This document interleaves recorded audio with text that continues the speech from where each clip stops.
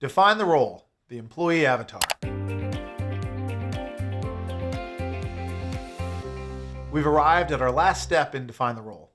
We're now ready to bring everything together into one handy reference guide. So far, you've completed your hate to-do list, employee wish list, needs analysis, and values pyramid. These resources shed light on the personal qualities or behavioral fit we need in our next hire. But though we've made the hiring process much clearer, we can still go one step further by creating what we call the employee avatar. The employee avatar is your instruction manual for the rest of the hiring process. The avatar not only sets clear expectations, but it can also serve as a useful tool to monitor employee success once hired and establish guidelines for annual reviews.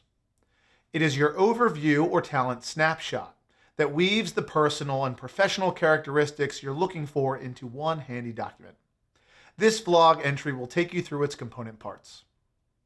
Let's start from the top and work our way down. The first main section is the candidate summary. The summary is a rough sketch meant to capture the essence of the candidate's personality and motivation.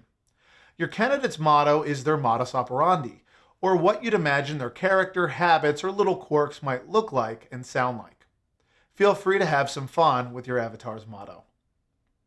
Next, you'll see the subsection called DISC. If you've never heard of the DISC before, know that it's helpful to use some type of personality diagnostic tool when hiring and matching talent to the role. We like the DISC because it's easy to understand and is general enough that it doesn't immediately disqualify good candidates. We'll dive much more into detail on the DISC and its usefulness later. In our DISC example, we have a few different suggestions, but suffice it to say that our ideal candidate is likely to have the traits of an interactive, steady, and compliant or ISC personality.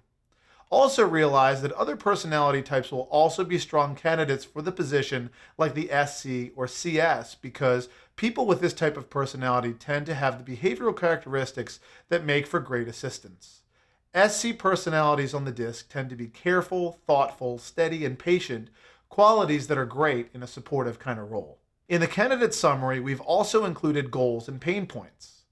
These are meant to be viewed in tandem with the DISC type because you'll find the motivation of employees or why they work and do what they do can differ quite a lot. For example, if you're hiring a salesperson, you'd need that personality to be motivated by money in order to be successful in the role of a commission-based salesperson.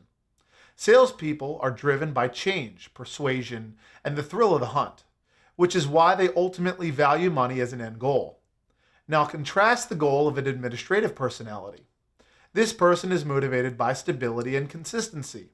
The chances of this personality doing commission-based work are slim to none, because their primary motivation is one of certainty. Now let's talk about pain points. For the salesperson, too much structure can be stifling, constricting, and confining. They will resist micromanagement at all costs or flat out ignore you. The pain points for an administrative personality would relate to anything that creates disruption and unreliability. They expect leadership that is consistent, getting lost in the details, and completing projects to near perfection at the cost of time wasted.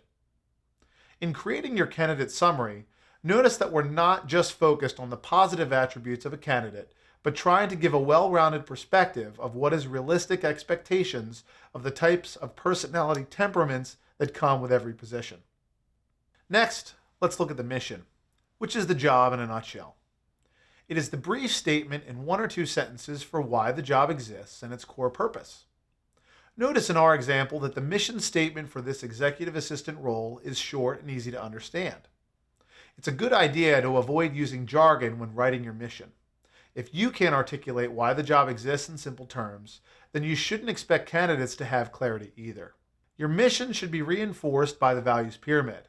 You might not explicitly use the key words of your pyramid in the mission statement, but they should be implied. The outcomes section describes what needs to get done. Think of the outcomes section as the what section or key responsibility areas. This outcomes section is not an exhaustive list, but rather the broad strokes for which you can measure success in the role. Generally, you're looking at the role having 4 to 6 outcomes. The competencies section is where you list the fundamental skills needed to succeed in the role.